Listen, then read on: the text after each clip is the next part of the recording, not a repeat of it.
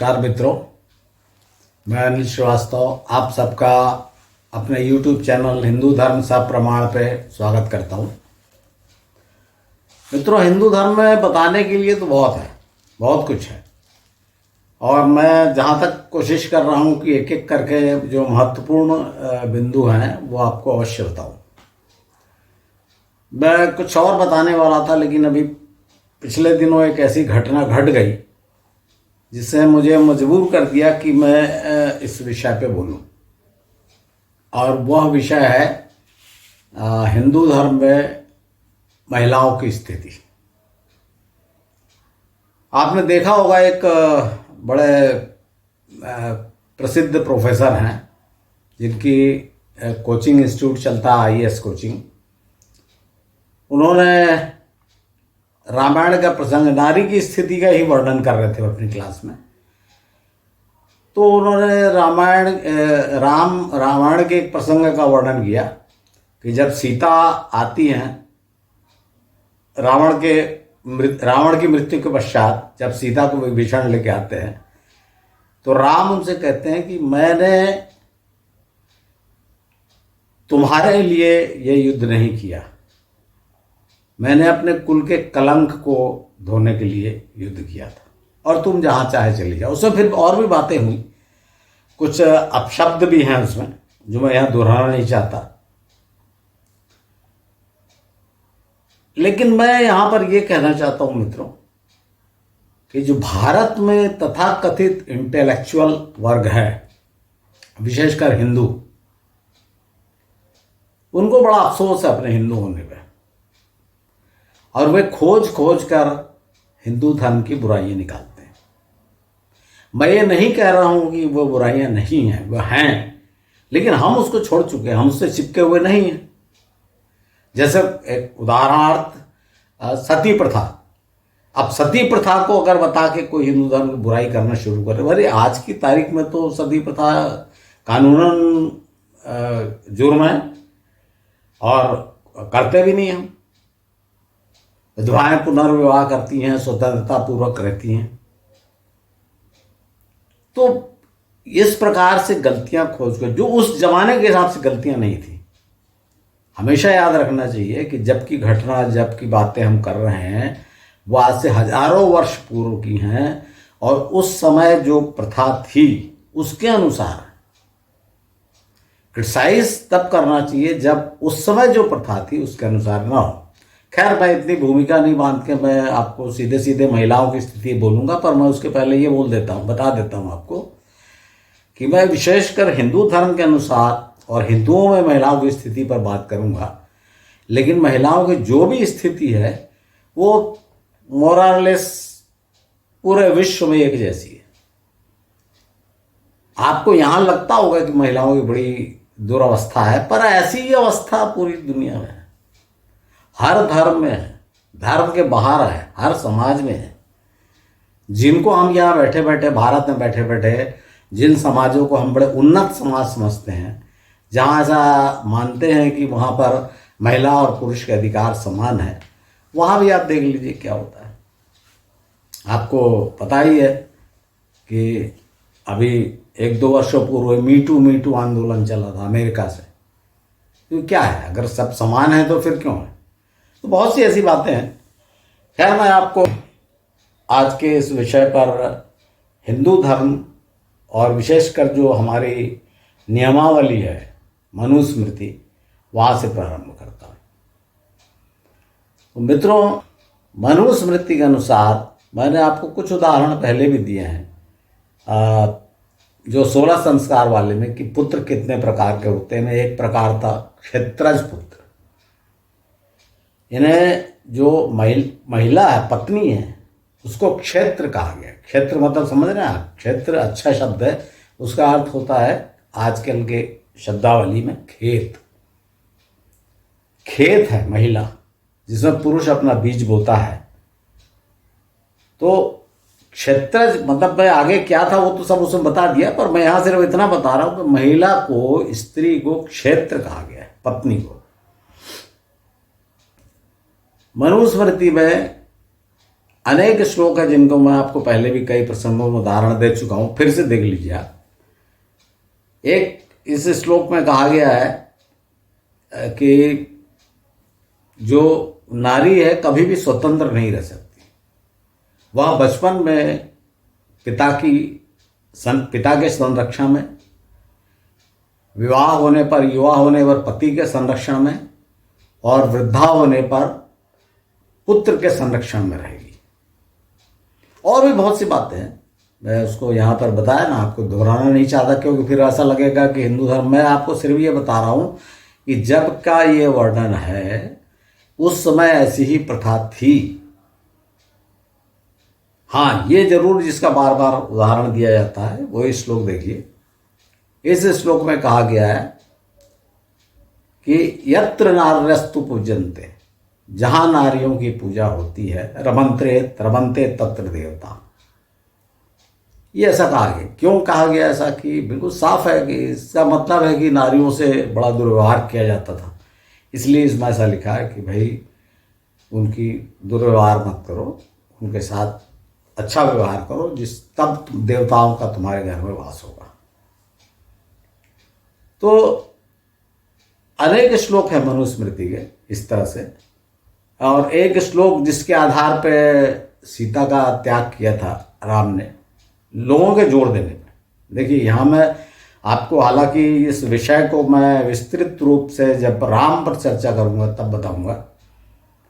मैं यहाँ सिर्फ इतना बता देता हूँ कि एक श्लोक, ये देखिए एक श्लोक है जिसमें लिखा है कि 6 प्रकार के जो दोष स्त्रियों में होते हैं, ऐसी स्त्रियों का परित्याग कर देना चाहिए। उसमें एक दोष है कि पर पुरुष के घर में बिना पति की आज्ञा के वास करना। तो सीता रावण के घर में 1 साल वास की और राम की आज्ञा तो नहीं थी, तो बस ये दोष लगाया गया। और किसने दोष लगाया? प्रजा ने। तो ऐसी अनेक घटनाएं हैं। मैं इसको एग्जाम्पल के रूप में आपको एक एक करके कोट कर सकता हूं, क्योंकि बहुत ज़्यादा हैं ऐसी घटनाएं। और अगर आप सभी पुराण और धर्म के जो शास्त्र हैं देखेंगे तो कहीं भी आपको स्त्रियों के साथ न्याय होता हुआ नहीं दिखाई देगा। आपको मैं 2-4 एग्जाम्पल और देता हूं। सबसे पहले आप जो प्रथम प्रेम विवाह कहा जा सकता है, जो रुद्र का और सती का, दक्ष पुत्री सती का, उसका अंत कैसे हुआ? उसका अंत हुआ, सती ने यज्ञ कुंड में कूदकर अपनी जान दे दी। मतलब स्त्री को ही बलिदान करना पड़ा। इसका ऐसा दुखद अंत हुआ। इसी प्रकार से दुष्यंत शकुंतला का उदाहरण देख लीजिए। दुष्यंत जो विवाह के प्रकार मैंने आपको बताए, उसमें एक प्रकार गंधर्व विवाह। दुष्यंत ने आके शकुंतला से गंधर्व विवाह किया और कुछ दिन अपना ऐश करके चला गया। वो गर्भवती हो गई, उसने एक पुत्र को जन्म दिया। बाद में दुष्यंत ने पहचानने से इनकार कर दिया। और जो भरत, सम्राट भरत, बाद में जब दुष्यंत ने स्वीकार किया तो वो सम्राट भरत महान राजा बना, उसके नाम पे भारतवर्ष कहा जाता है। लेकिन शकुंतला क्या हुआ? वो तो ऋषि के आश्रम में वन में अपने पुत्र को लेके रहती रही। आप कहीं भी प्रसिद्ध सीता का ही उदाहरण देना जरूरी नहीं, हालांकि मैं आपको सीता का भी उदाहरण दे देता हूँ चलिए, क्योंकि ये जो घटना चल रही है इसमें देखिए बंधु, बहुत से लोग, भाई मैं बोल रहा हूँ कि आप उदाहरण कहाँ का दो। देखिए अनेक धर्मों में ये जो प्रसिद्ध गाथा है राम सीता की, ये अनेक धर्म ग्रंथों में, मतलब जैन धर्म में भी इसका उल्लेख है, बौद्ध धर्म में भी इसका उल्लेख है, और हिंदू धर्म के अनेक ग्रंथों में इसका उल्लेख है। लेकिन सब जगह आपको अंतर मिलेगा। तो जब हम किसी बात की चर्चा कर रहे हैं, जब हम कहीं पर कोई राम कथा के किसी प्रसंग का उदाहरण दे रहे हैं, तो हमें वो वाल्मीकि रामायण से देना चाहिए, अगर आपको देना है तो। मैं ये नहीं बोल रहा कि वाल्मीकि रामायण बहुत सही है, लेकिन फिर भी वो एक सत्यता के निकट है। हालांकि उसमें भी बहुत बाद में आपको बताया था कि जो हिंदू धर्म में जो विकृतियां हैं और भ्रम है, ये सब पुराणों के कारण पैदा हुए, क्योंकि ये स्मृति हैं। पूरा जो हिंदू साहित्य है हिंदू धर्म का, वो श्रुति है और स्मृति है। तो श्रुति तो वेद हैं, वे कंठस्थ करके पीढ़ी दर पीढ़ी चले, उनमें गलतियां नहीं हुई। लेकिन जो पुराण हैं वो स्मृतियां हैं, वो कथा के रूप में एक दूसरे को पीढ़ी को सुनाते गए और सैकड़ों साल बाद उनको लिखित किया गया। और जैसा विद्वानों का कथन है कि ईस्वी पूर्व 1000 से लेके ईस्वी के पश्चात, मतलब ईस्वी सन 1000 तक पुराण लिखे गए लिखित रूप में। नहीं तो अनेक लोग इसी बात का उदाहरण देने लग जाते हैं। कई बौद्ध धर्मावलंबी को मैंने देखा है कि नहीं ये तो पुराण बाद में, अरे लिखे बाद में गए। श्रुति और स्मृति भाई लोग जानते नहीं हैं और बकवास करना शुरू कर देते हैं, जिसपे फिर ऐसा लगता है कि भाई क्या इनसे बात करो। भाई हमारे सब साहित्य को श्रुति और स्मृति दो भागों में बांटा गया है, क्योंकि लिखित नहीं था। इतनी पुरानी बात है ये कि लिखने का आविष्कार ही नहीं हुआ था। और जब लिखने का आविष्कार हुआ, जिन लोगों ने साहित्य रचना की वो बताने लगे कि हमारा पहले लिखा है, हिंदू धर्म बाद में लिखा है। अरे भाई लिखित था ही नहीं। वेदों की रचना आप देखिए, सिंधु घाटी के किनारे से प्रारंभ हुई, रचना प्रारंभ हुई। वो सब मतलब क्या बोलेंगे, मुखाग्र थी, और उसको कंठस्थ किया गया था लिखित रूप में। निश्चित रूप से जब लिपि का आविष्कार हुआ और लिखने की सब सामग्री आई, तब उनको लिखा गया। इतने बड़े बड़े श्लोकों को पत्थर पे तो नहीं लिखा जा सकता। तो यहां पर जो कहने का मतलब ये है कि जो इसीलिए स्मृतियों में, पुराणों में ये भ्रम आया, क्योंकि जब इनको लिखा गया घटना के हजारों साल बाद, तब एक तो हजारों साल से पीढ़ी दर पीढ़ी सुनने के कारण, और दूसरा लिखने वाले के मत के अनुसार। जैसे स्त्रियों की स्थिति को देख लीजिए। आज राम ने सीता को ऐसा बोला, सब इस बात पर चर्चा कर रहे हैं। लिखा कब गया? राम ने कब कहा? ईस्वी पूर्व 5000। और लिखा कब गया? ईस्वी सन के आसपास, जब मतलब 5 घटना के 5000 साल बाद। तो राम ने ऐसा ही कहा था, किसको पता। उसमें भी लोग जब एग्जाम्पल देते हैं तो आधा अधूरा। जैसे एक एग्जाम्पल, जैसे इसी घटना को ले लीजिए, जो सीता, जिसका बड़ा चल रहा है, सोशल मीडिया पे बहुत चल रहा है कि राम ने, अब मैं उस बात को नहीं दूंगा, वो महाभारत से लिया गया है वस्तुतः।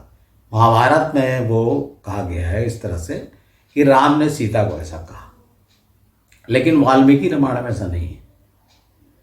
वाल्मीकि रामायण में ये लिखा हुआ है कि जब सीता को बुलाया, राम पहले, देखिए आगे पीछे का जब तक आप नहीं देखेंगे तब तक आप पूरी स्थिति को नहीं समझ पाएंगे। खाली एक कोट कर देने से नहीं होगा। राम सोच में पड़ गए। पहले उन्होंने लक्ष्मण को कहा, हनुमान को कहा कि विभीषण के पास जाओ और विभीषण की आज्ञा लेके सीता को पूरा नए वस्त्र आभूषण धारण करा के, स्नान इत्यादि करा के, नए आभूषण वस्त्र धारण करा के मेरे पास लाओ। बाद में वे गंभीर मुद्रा में सोचने लग गए, और लक्ष्मण उनके मनोभावों को देख रहे थे, चेहरे पे आने वाले भावों को। उनको गंभीर आशंका होने लगी। तो जब सीता आती हैं तो राम उनसे यही कहते हैं कि मैंने तुमको, ये मैं वाल्मीकि रामायण बता रहा हूँ, मैंने ये जो इतना बड़ा आयोजन किया, इतनी बड़ी सेना लेके आया, रावण को मारा, ये तुम्हारे लिए नहीं था, तुमको मुक्त करने के लिए नहीं था। ये तो अपने पर, स्वयं पर और अपने कुल पर लगे हुए कलंक के परिमार्जन के लिए था कि भाई इक्ष्वाकु कुल की वधू का किसी ने अपहरण कर लिया और इक्ष्वाकु कुल उसको दंड देने में असमर्थ रहा, इस कारण से मैंने इसको किया। अब चूंकि तुम एक कामी पुरुष के घर में रही हो बहुत समय के लिए, तो तुम्हारे चरित्र पर संदेह का अवसर उपस्थित है। राम ने ये कहा कि मतलब लोग संदेह करेंगे इसलिए मैं तुम्हें स्वीकार नहीं कर सकता। और तुम जहां चाहो, लंका में चाहो तो लंका में विभीषण से कह दूंगा, किष्किंधा में चाहो तो सुग्रीव से कह देता हूं, और अयोध्या में रहना चाहो तो लक्ष्मण भरत से कह दूंगा तुम्हारा इंतजाम करो। राम ने ऐसा कोई भगाया नहीं। मित्रों, वाल्मीकि रामायण में जो प्रसंग है ये वो इस प्रकार है कि जब रावण के मारे जाने के पश्चात श्री राम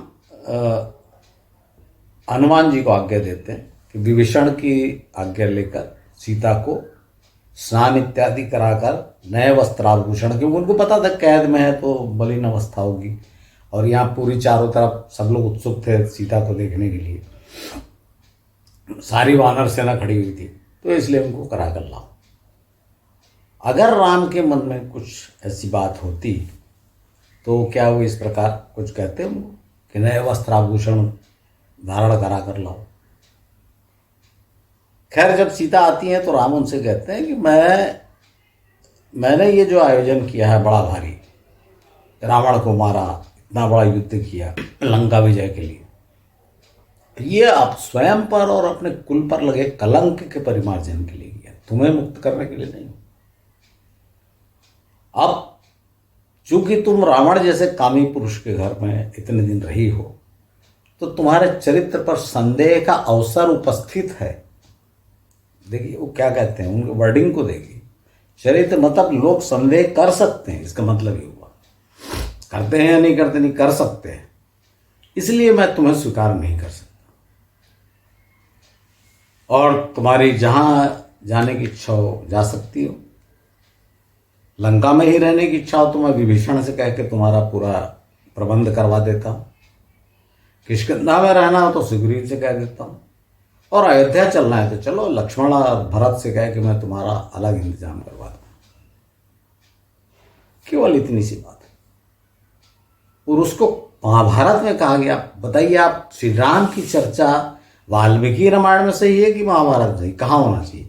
याद रखिए कि श्री राम के काल के लगभग 1 से 2,000 वर्ष पश्चात महाभारत हुई थी।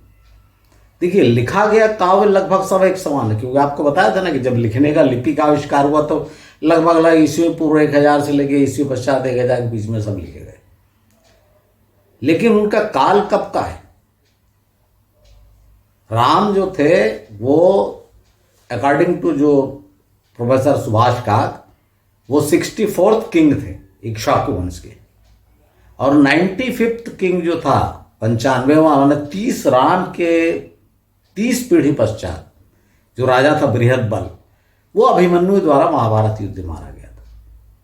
तो 30 पीढ़ी पश्चात के युद्ध की जो रचना है उसमें राम का जो उद्धरण, इस घटना का विवरण सही हो सकता है कि वाल्मीकि रामायण में सही हो सकता है। ये भी सब सोचना चाहिए जब आप कोई धार्मिक बातों को कहीं कोट कर रहे हैं सार्वजनिक रूप से, तो इन सब को ध्यान रखना चाहिए। और इसमें यह भी ध्यान रखना चाहिए कि लिखने वाला, देखिए ये हजारों साल बाद लिखा गया, तो लिखने वाले स्त्रियों की कैसी दुर्दशा। देखिए, आपको एक बात और ध्यान रखना चाहिए कि महाभारत काल के पश्चात भारत में हिंदू धर्म का अंधकार युग है।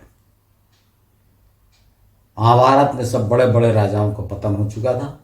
ये जितने छोटे छोटे आप अभी बताते हैं ना कि हमारे यहाँ ये वैशाली का क्या सबसे पुराना गणतंत्र, और इसको शायद वर्ल्ड रिकॉर्ड में इसका नाम है, ये सब कब उदय हुए?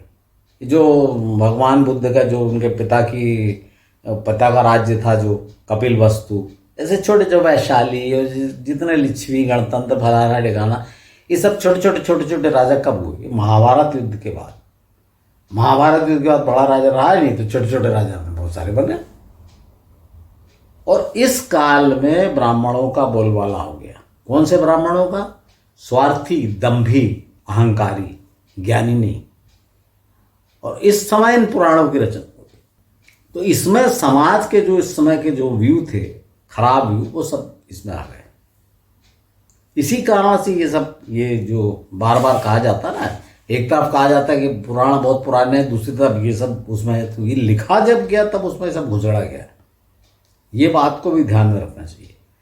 क्योंकि मैं इसलिए आपको बोल रहा हूँ कि मान लीजिए, थोड़ी देर के लिए मान लीजिए कि महाभारत के अनुसार जो राम ने खराब वाक्य सीता के लिए प्रयोग किया था, अगर वो सही है, यदि वो सही है, तो फिर राम सीता को अयोध्या कैसे ले आए?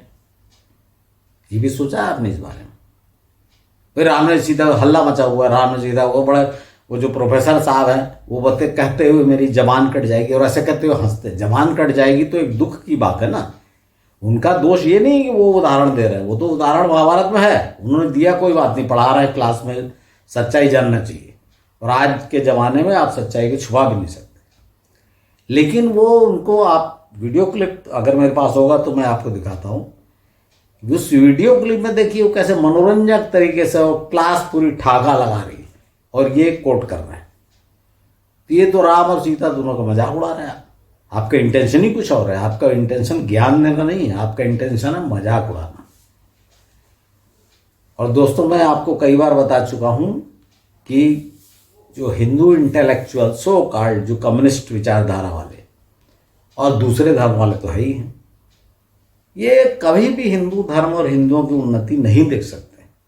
जब भी हिंदू धर्म, हिंदू उन्नति, भारत उन्नति करने लगेगा तो ये सब बातें आने लग जाती है और आपका मॉरल डाउन करने की कोशिश की जाती है। ये भी आपको सब समझना पड़ेगा। खैर, मैं महिलाओं की स्थिति में बोल रहा हूं। तो सीता का ही देख लीजिए। चलिए, ये तो एक बात हो गई। खैर, राम ले आए उसका, लेकिन फिर जब प्रजा में सब चालू हो गया राम के विरुद्ध बात करना, बदनामी, ये राम तो काम के वशीभूत हो गए और सीता को रख लियो, दूसरे क्या रही थी, जबकि शास्त्र के अनुसार नहीं। तब राम ने सब अपने ऋषियों से और सबसे, सब सारा पुरुष समाज है ना भाई, पूरे विश्व का पुरुष समाज एक समान है। इसमें हिंदू धर्म की बात नहीं है। ये महिलाओं को कुछ नहीं समझते। और सबने एक मत होके राम को कहा कि भाई तुमको सीता का त्याग कर देना चाहिए। चारों तरफ के दबाव से राम ने सीता का त्याग किया, जिसके लिए उनकी बड़ी आलोचना की जाती है। लेकिन ये ध्यान नहीं रखा जाता कि कहाँ त्याग किया। वाल्मीकि ऋषि के आश्रम के पास लक्ष्मण को इंटेंशनली बताया कि वहाँ छोड़ना, क्योंकि वाल्मीकि जी पहचानते थे और वो सीता को अपने आश्रम ले जाएंगे और वहाँ बच्चों की मतलब जो उनका जन्म और उनका पालन पोषण अच्छे से होगा। तो ये राम की ये जो सोच पर तो किसी का ध्यान जाता नहीं। खैर, मैं राम पर नहीं बोल रहा हूँ, वो बाद में बताऊंगा, अभी सीता पर बोल रहा हूँ। तो सीता ने कितने कष्ट सहे। पहले 14 साल राम के साथ वनवास, फिर 12 साल करीब त्याग, और फिर बाद में जो लैंडस्लाइड में वो ज़मीन में चली गई, जिसकी बड़ी कहानी बनाई गई कि भूमि निकली, वो ऐसा नहीं है। मैं उसको आपको बताऊंगा, पर अभी पर सिर्फ स्त्रियों की स्थिति में बता रहा हूँ, इसलिए इतने ही बताऊंगा कि आखिर में सीता जो है भूमि में समा गई। इसी तरह से दूसरी नारी, आप सीधा बोल रहे, पर एक दूसरी नारी जो पुराण प्रसिद्ध है, जिस पर काव्य लिखे गए, आज ब्रज में आप, वो है राधा। आज ब्रज में आप जाएंगे तो वहाँ पे नमस्कार और श्री जय श्री राम कोई नहीं बोलता, सब राधे राधे कहते हैं। रिक्शे वाला भी आपको सामने से हटने के लिए घंटी नहीं बजाएगा, और पीछे चिल्लाएगा राधे राधे।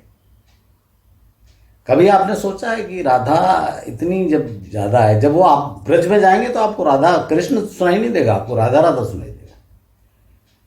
तो कभी आपने सोचा है कि भाई उस राधा का क्या हुआ? भाई राधा कृष्ण का बड़ा प्रेम था। जयदेव जो महाप्रसिद्ध महाकवि हुए हैं, गीत गोविंद, वो तो राधा कृष्ण के प्रेम को समर्पित है ना। उसमें तो कहा गया कि राधा और कृष्ण एकाकार थे, कोई अलग थे ही नहीं।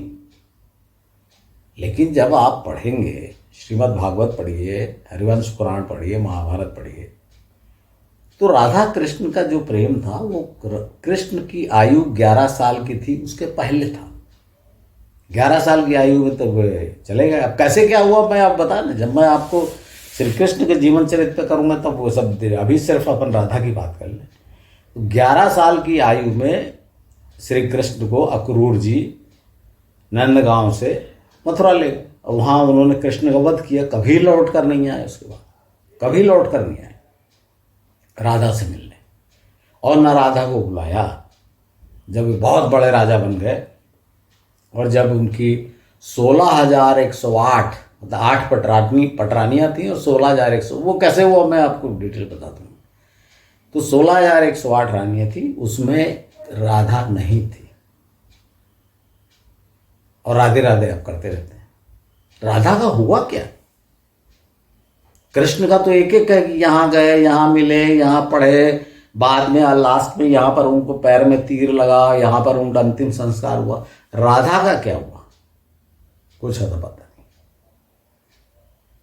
आप देख रहे हैं महिलाओं की स्थिति, और आप राधे राधे करके चारों तरफ गाना चलता रहता है। तो दोस्तों, सारी जो पुराण प्रसिद्ध नारियां हैं ना, उनका यही हाल है। ऋषि जाते थे अपना जो भी उनके सिद्धि प्राप्त करना हो, जो भी खोज करते, जो भी दर्शन शास्त्र जो करना है, तो जब वो 50-60 वर्ष के हो जाते थे तो राजा के यहाँ जाके उसकी कुंवारी 15-16 साल की कन्या का हाथ मांगते थे, और राजा लोग श्राप के डर से स्वीकार कर लेते थे, शादी कर देते थे। 10-20 साल के बाद जब वो कन्या 25-30 साल की होती थी तो ऋषि तो 70-80 के हो गए। तो अक्सर ऐसे समय में कहीं ना कहीं जितनी घटनाएं हैं ना, आप देखिए, मैं उसको डिटेल चर्चा नहीं करना चाहता, पर उसके कारण मैं आपको बताया, ये कारण है। पति 70-80 वर्ष का, पत्नी 25 से 30 साल। तो जितने आप केस, जैसे अहिल्या का केस है, वो क्या केस है? यही केस। वो बाप लाप लपेट के आप कुछ भी बताओ, आपके तुलसीदास जी ने बहुत लपेटा है कि कृष्ण ने इंद्र ने धोखा दिया, छल से रूप बनाया, ऐसा कुछ नहीं है। वाल्मीकि रामायण में लिखा हुआ है कि भाई जब ऋषि नहाने गए थे, गौतम ऋषि झोपड़ी में घुस आया उनके आश्रम में, और तब सीता उनसे कहती है कि अब तुम तृप्त हो चुके हो, अब वो मेरे पति आते होंगे, इसलिए तुम जल्दी से चले जाओ। अर्थात इसमें अहिल्या की सहमति थी। और क्यों थी वो मैंने आपको बताया पहले। यही हाल रेणुका का है। आपने सोचा कभी कि भाई जैसे आप कहोगे कि भाई माता को बड़ा पाना है, जननी जन्मभूमिश्च स्वर्गादपि गरीयसी, कहा गया ना। तो ये बताएंगे लोग कि भाई हिंदू धर्म में देखो इतना स्वर्ग से भी महान बताया गया। पर आप उस प्रसंग क्यों भूल जाते हैं जब परशुराम ने पिता की आज्ञा, जमदग्नि ऋषि जो उनके पिता थे, उनकी आज्ञा पाकर बिना पूछे, बिना कारण पूछे अपनी माता की, रेणुका की गर्दन काट दी। यह है महिलाओं की स्थिति। कितने ही ऐसे आपको मैं उदाहरण दे सकता हूं। अब द्रौपदी का उदाहरण देख लीजिए, कितने ही, जितने आप खोजते जाओगे। ये जो श्री कृष्ण के 16,000 है, इसमें लोग, मतलब जिसने अच्छा भी करने की कोशिश की, लोग बिना गहन अध्ययन किए उसी का मजाक उड़ाते। जैसे राम ने इतना सब नाटक इसलिए किया कि जिससे लोगों की शंका मिट जाए और सीता को मैं सुरक्षित घर ला सकूं, फिर भी वो सब किया, लोगों ने वही बदनामी की। और इसमें आज की तारीख में लोग किसका दोष निकालते हैं? राम का। ऐसे ही पढ़े लिखे लोग श्री कृष्ण का प्रसंग आने पर बड़े मुस्कुरा के बोलते हैं, अरे भाई उनकी तो 16,000 रानियाँ थी। कभी आपने सोचा है 16,000 रानी? देखिए, अगर मैं आपको मैं आपको डिटेल बताऊंगा, पर कृष्ण ने एक भी शादी अपनी काम वासना के लिए नहीं की, एक भी शादी। उस जमाने की जो रीति थी, पहला जो रुक्मिणी था, रुक्मिणी का उनके पास गया था कि भाई मैं शादी तुमसे करना चाहती हूँ, मेरा भाई दूसरे से करना चाहता है, इसलिए तुम मेरा आओ और मेरे को अपहरण करके ले जाओ। और उस जमाने के हिसाब से किसी पुरुष को कोई कन्या ऐसा निमंत्रण देती थी, वो नहीं स्वीकार करता था तो उसे नामर्द कापुरुष समझा जाता था। जितने उनके जो 8 विवाह हैं वो इसी टाइप के हैं कि जहाँ कहीं हमला किया तो डर के मारे उन्होंने शादी कर ली, किसी ने अच्छे संबंध बनाने के लिए उनसे शादी कर ली। जामवंत वाला प्रसंग आपको मालूम है, जिसने अपनी कृष्ण से हार के अपनी पुत्री जामवंती का विवाह कर दिया था। जब वो मणि चोरी, समंतक मणि चोरी वाला केस में। तो ये मतलब होता क्या था कि महिलाओं को ये समझौते का आधार बना लेते थे। अपनी पुत्रियों की शादी समझौता करना है, उसको पटाना है किसी राजा को, डर के मारे राज्य न छिन जाए, बचाना है तो अपनी पुत्री की शादी कर। देखिए कैकेयी से भी दशरथ का विवाह ऐसा ही हुआ था। नहीं तो आप सोचिए कैकेयी बड़ा राजा, उसकी बहुत खूबसूरत पुत्री, कम आयु की, कम सीन, वो अधेड़ राजा दशरथ से क्यों शादी हुई उससे? ये इस तरह से आप उसको सोचिए ना बारीकी से।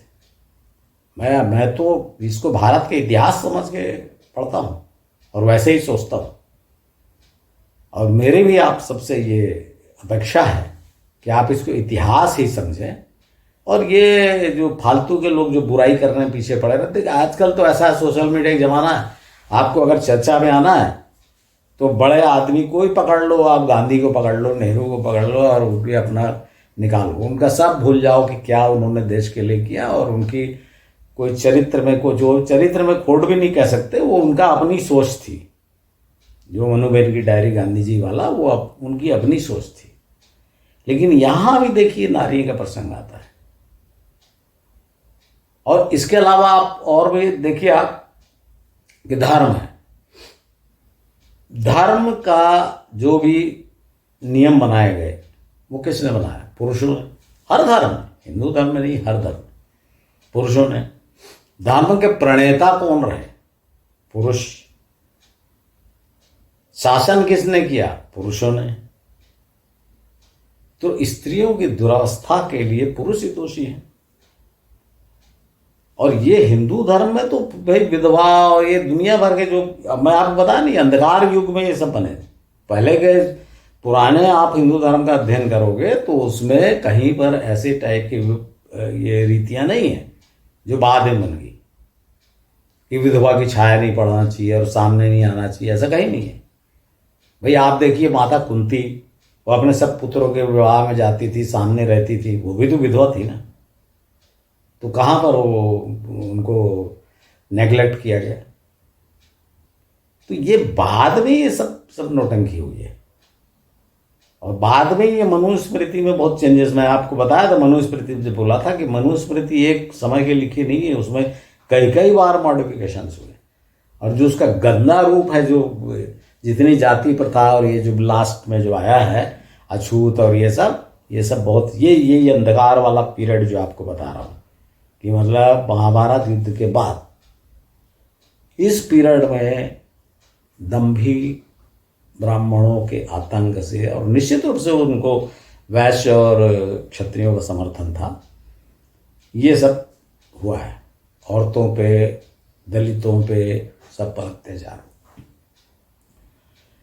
मित्रों, स्त्रियों की स्थिति के बारे में कितना भी बोला जाए, लेकिन मैं आपको सिर्फ एक ही चीज बोलूंगा। ऐसा बोल के मैं आपको ये नहीं बताना चाहता कि हिंदू धर्म में स्त्रियों की स्थिति खराब थी।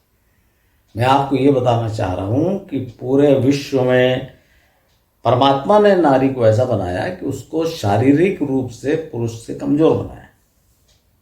और केवल इस बात का, क्योंकि पुरुष लड़ाकू है, हिंसक है, बलवान है, शासन वही करता है, और केवल इस कारण से स्त्री को उसने अपनी संपत्ति समझा और माना। आप कोई भी आप बाइबल उठा के देख लीजिए ना, मैं तो बाइबल पढ़ा हूं,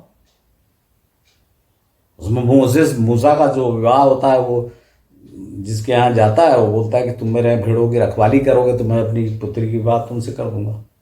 ऐसे तो शादी होगी, बहुत है। मैं उसके दूसरे धर्म की चर्चा नहीं करना चाहता, मैं सिर्फ इतना ही बता रहा हूं कि पूरे विश्व में आज भी अगर आप निष्पक्ष होकर खुली आंखों से देखेंगे तो स्त्रियों की स्थिति में मुझे तो कम से कम कोई अंतर नहीं दिखाई देता।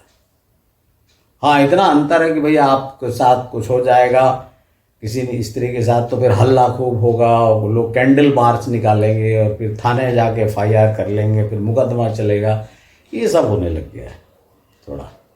लेकिन इससे कोई स्त्रियों के प्रति अत्याचार कम नहीं हुआ। हंगामा ज़्यादा होने लगा। सोशल मीडिया, इंटरनेट और टीवी, ये सब का ज़माना है, लेकिन लोग इसको मजे के रूप में लेते हैं, एक तमाशा जैसे देखते हैं। अरे यार ऐसा हो गया वैसा हो गया, तमाशा और चर्चा बड़ा इंटरटेनमेंट जैसा होता है। स्त्रियों पे जो अत्याचार होता है ना, उसकी चर्चा इंटरटेनमेंट के रूप में की जाती है। तो मित्रों, मैं सिर्फ ये बताना चाह रहा हूँ कि स्त्रियों पर ऐसा कोई विशेष अलग से हिंदू धर्म में अत्याचार नहीं है जो विश्व में नहीं हुआ। हाँ, जो होते जैसे अब सती प्रथा हो गई, विधवा की, ये तो समाज के रूप में काम। तो आज आप उसको, हाँ, आप उन धर्मों की बात करो जो अभी भी चिपके हुए हैं, जो उनके धर्म में लिखा हुआ उससे आज भी चिपके हुए, तो आप उनकी बात करो। हिंदू धर्म में आज की स्थिति में तो बहुत सारी चीज़ें संविधान के हिसाब से समान मानते हुए बहुत सी चीज़ें बैन कर दी गई हैं, स्त्रियों को अधिकार दिए गए। हाँ, प्रैक्टिकल रूप से वो धरती पर उतने नहीं दिखाई देते, लेकिन कानूनी रूप से तो है कम से कम। तो मित्रों, आज का ये जो प्रसंग है बहुत लंबा चल सकता है, एक एक उदाहरण इसमें दिया जा सकता है स्त्रियों का, अनेक उदाहरण है, लेकिन इसका खास देने का मतलब, मैं तो सिर्फ वो जो सीता वाला प्रसंग आजकल चल रहा है मैं उस पर से बोल रहा हूँ, इसीलिए मैंने आपको इसको बोला। बट स्त्रियों की स्थिति देख के दिल दुखी हो जाता है। और ये विश्व में कमोबेश, मैं तो एडवांस देशों में गया हूँ, सिर्फ रूप बदल गया है स्त्रियों के शोषण का।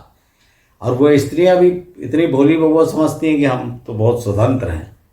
कुछ भी, जैसे आज आप लिव इन रिलेशनशिप जो बड़ा चल रहा है, इसमें बड़ा स्वतंत्र, अभी जो केस हुआ है आपका श्रद्धा मर्डर केस, ये देखिए आप, इसमें क्या है, इसमें ये स्वतंत्रता है नारियों की? ये तो पुरुष की स्वतंत्रता है। और मजा, जो पत्नी बना के एक जिम्मेदारी आती थी वो भी नहीं करना। लिव इन रिलेशनशिप में क्या है, पुरुष की जिम्मेदारी है ही नहीं कुछ, मजा करो और किनारा हो जाओ। और इसको स्त्रियां अपनी स्वतंत्रता समझती हैं। खैर ठीक है, मैं इस पर ज़्यादा नहीं बोलूँगा, अन्यथा इसी का विरोध होने लग जाएगा। मैं तो सिर्फ ये बता रहा हूँ कि हिंदू धर्म में स्त्रियों के प्रति जो अन्याय अत्याचार था, वो कानून के अनुसार धीरे धीरे कानून में संशोधन करते हुए, चाहे दहेज प्रथा हो, विधवा विवाह हो, सती प्रथा हो, और लड़कियों को पिता की संपत्ति में बंटवारा हो, सब पे कानून बना है, सुधार हो रहा है। और हम आशा करते हैं, मैं ईश्वर से प्रार्थना करता हूँ कि स्त्रियों की स्थिति में सुधार होगा, क्योंकि स्त्रियों के बिना तो ये दुनिया की कल्पना ही नहीं की जा सकती। आखिर कैसे, आप ये कभी कल्पना कर देखना, आप इतना स्त्रियों को दबाते हैं सबको, उस पर सोचें कि अगर स्त्रियां ही नहीं होंगी तो क्या होगा। आशा है मित्रों आपको ये एपिसोड पसंद आया होगा। इस पर मैं ज़्यादा नहीं बोलना चाहता, बोलने को बहुत कुछ है पर नहीं बोलना चाहता। और अगले एपिसोड में मैं हिंदू धर्म के दूसरे टॉपिक बोलूँगा, मूर्ति पूजा, जिसको लेके हिंदू धर्म की बड़ी आलोचना की जाती है। उस पर मैं अपने विचार आपके सामने रखूँगा। धन्यवाद।